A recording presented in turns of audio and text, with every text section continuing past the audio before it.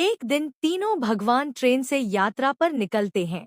हनुमान जी खिड़की से बाहर देखकर बादलों को पकड़ने की कोशिश करते हैं। राम जी बच्चों को रामायण की मीठी कहानी सुनाते हैं। शिव जी सीट पर ध्यान लगाए बैठे रहते हैं। तभी ट्रेन में कुछ शरारती लोग हंगामा करने लगते हैं। शिव जी आँख खोलते हैं, डमरू बजाते हैं, सब लोग शांत हो जाते हैं। फिर हनुमान जी ट्रेन में डांस करते हैं और पूरी ट्रेन खुशी से गूंज उठती है।